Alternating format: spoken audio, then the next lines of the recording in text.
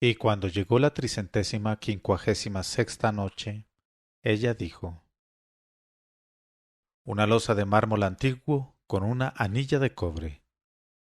Al ver aquello llamó la atención a sus compañeros, que acudieron y consiguieron levantar la losa de mármol, y dejaron entonces al descubierto una cueva muy ancha y muy profunda, en la que se alineaba una cantidad innumerable de ollas que parecían viejas, y cuyo cuello estaba sellado cuidadosamente.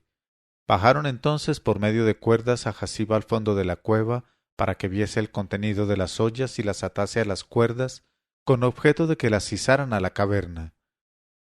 Cuando bajó a la cueva el joven Hasib empezó por romper con su hacha el cuello de una de las ollas de barro, y al punto vio salir de ella una miel amarilla de calidad excelente. Participó su descubrimiento a los leñadores, quienes, aunque un poco desencantados por encontrar miel donde esperaban dar con un tesoro de tiempos antiguos, se alegraron bastante al pensar en la ganancia que había de procurarles la venta de las innumerables ollas con su contenido. Izaron una tras otra todas las ollas conforme las ataba el joven Hasib, cargándolas en sus asnos en vez de la leña, y sin querer sacar del subterráneo a su compañero, marcharon a la ciudad todos, diciéndose: si le sacáramos de la cueva, nos veríamos obligados a partir con él el provecho de la venta. Además, es un bribón, cuya muerte será para nosotros preferible a su vida. Y se encaminaron pues al mercado con sus asnos y comisionaron a uno de los leñadores para que fuese a decir a la madre de Hasib: estando en la montaña, cuando estalló la tempestad sobre nosotros, el asno de tu hijo se dio a la fuga y obligó a tu hijo a correr detrás de él, mientras los demás nos refugiábamos en una caverna. Quiso la mala suerte que de repente saliera de la selva un lobo y matara a tu hijo, devorándole con el asno. Y no hemos encontrado otras huellas que un poco de sangre y algunos huesos. Al saber semejante noticia, la desgraciada madre y la pobre mujer de Hasib se abofetearon el rostro y cubriéronse con polvo la cabeza, llorando todas las lágrimas de su desesperación. Y esto por lo que a ellas se refiere. En cuanto a los leñadores, vendieron las ollas de miel a un precio muy ventajoso y realizaron una ganancia tan considerable que cada uno de ellos pudo abrir una tienda para vender y comprar, y no se privaron de ningún placer, comiendo y bebiendo a diario las cosas más excelentes. Y esto por lo que a ellos se refiere. Pero he aquí lo que al joven Hasib le acaeció. Cuando vio que no le sacaban de la cueva, se puso a gritar y a suplicar, pero en vano, porque ya se habían marchado los leñadores y tenían resuelto dejarle morir sin socorrerle. Trató entonces de abrir en las paredes agujeros donde enganchar manos y pies, pero comprobó que las paredes eran de granito y resistían al acero del hacha. Entonces no tuvo límite su desesperación e iba a lanzarse al fondo de la cueva para dejarse morir allí, cuando de pronto vio salir de un intersticio de la pared de granito a un escorpión, que avanzó hacia él para picarle. Aplastóle de un hachazo y examinó el intersticio consabido, por lo que vio se escapaba un rayo de luz. Se le ocurrió entonces la idea de meter por aquel intersticio la hoja del hacha, apalancando fuertemente. Y con gran sorpresa por su parte pudo de tal modo descubrir una puerta que se alzó poco a poco, mostrando una abertura lo bastante amplia para dar paso a un cuerpo de hombre. Al ver aquello no dudó un instante Hasib, penetrando por la abertura, y se encontró en una larga galería subterránea de cuya extremidad venía la luz. Durante una hora estuvo recorriendo la tal galería y llegó ante una puerta considerable de acero negro, con cerradura de plata y llave de oro. Abrió aquella puerta y de repente hallóse al aire libre, en la orilla de un lago, al pie de una colina de esmeralda. En el borde del lago vio un trono de oro resplandeciente de pedrerías, y a su alrededor, reflejándose en el agua, sillones de oro, de plata, de esmeralda, de cristal, de acero, de madera de ébano y de sándalo blanco. Contó estos sillones y supo que su número era de 12.000, ni más ni menos. Cuando hubo acabado de contarlos y de admirar su belleza y el paisaje y el agua que los reflejaba, fue a sentarse en el trono de en medio para gozar mejor del espectáculo maravilloso que ofrecían el lago y la montaña.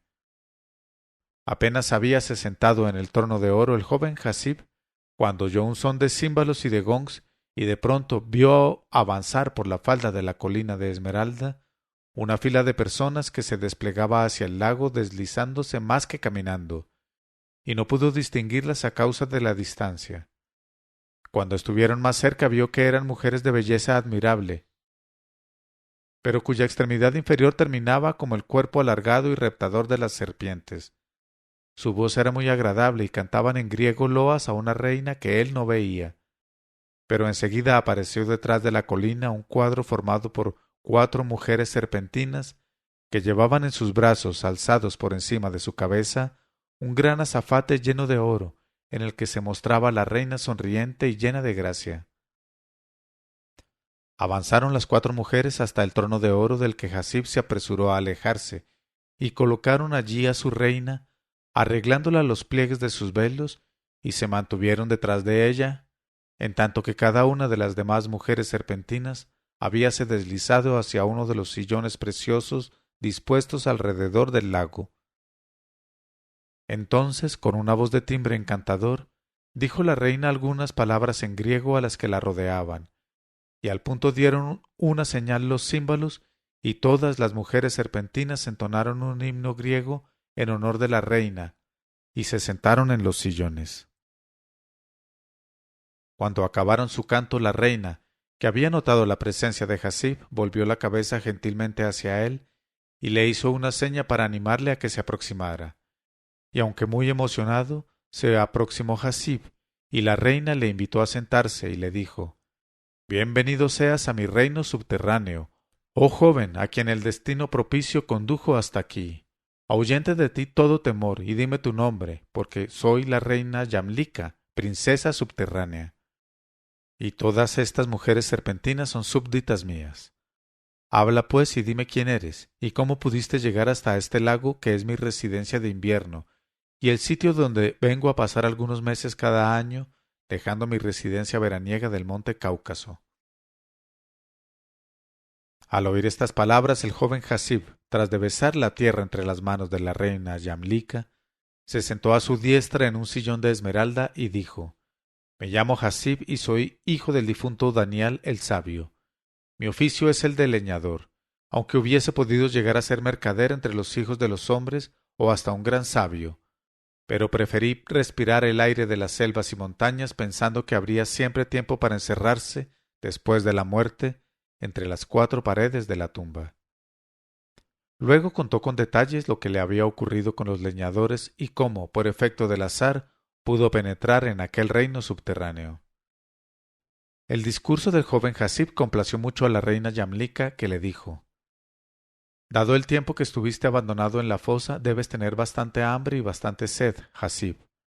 E hizo cierta seña a una de sus damas, la cual se deslizó hasta el joven llevando en su cabeza una bandeja de oro llena de uvas, granadas, manzanas, alfónsigos, avellanas, nueces, higos frescos y plátanos.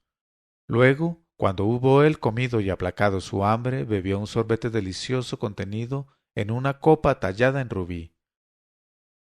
Entonces se alejó con la bandeja a la que le había servido, y dirigiéndose a Hasib le dijo la reina Yamlika: «Ahora, Hasib, puedes estar seguro de que mientras dure tu estancia en mi reino, no te sucederá nada desagradable. Si tienes, pues, intención de quedarte con nosotras a orillas de este lago y a la sombra de estas montañas una semana o 2, para hacerte pasar mejor el tiempo te contaré una historia que servirá para instruirte cuando estés de regreso en el país de los hombres». Y entre la atención de las 12.000 mujeres serpentinas sentadas en los sillones de esmeraldas y de oro, la reina Yamlika, princesa subterránea, contó en lengua griega lo siguiente al joven Hasib, hijo de Daniel el Sabio.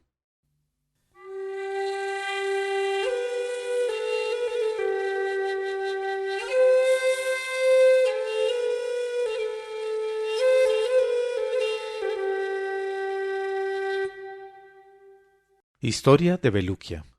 Has de saber, oh Hasib, que en el reino de Bani Israel había un rey muy prudente que en su lecho de muerte llamó a su hijo heredero de su trono y le dijo: «Oh hijo Beluquia, te recomiendo que cuando tomes posesión del poder hagas por ti mismo inventario de cuántas cosas hay en este palacio, sin que dejes de examinar nada con la mayor atención. Entonces, el primer cuidado del joven Bulukia al convertirse en rey fue pasar revista a los efectos y tesoros de su padre y recorrer las diferentes salas que servían de almacén a todas las cosas preciosas acumuladas en el palacio.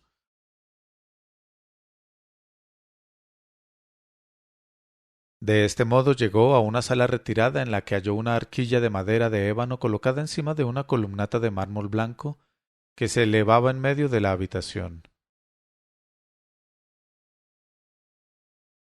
Bulukia apresuróse a abrir la arquilla de ébano y encontró dentro de ella un cofrecillo de oro.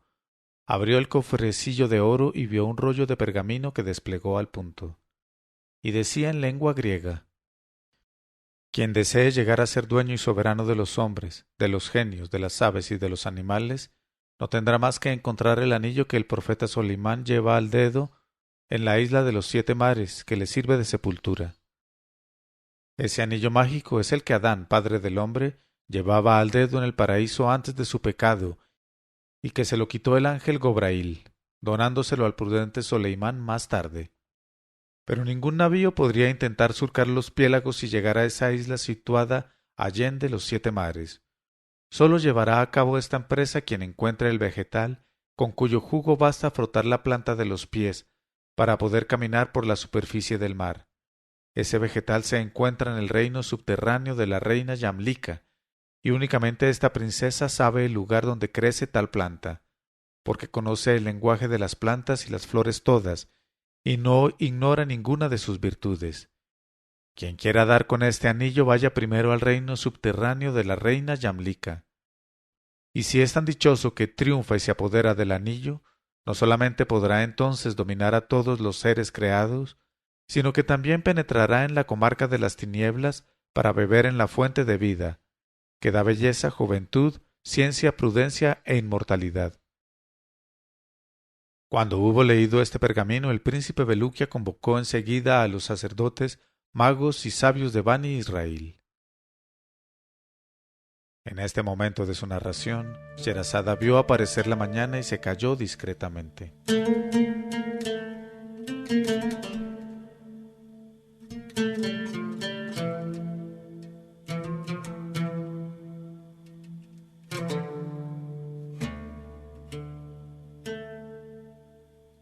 Leyó Mauricio Duque Arrubla. 1001noches.co 1001noches.co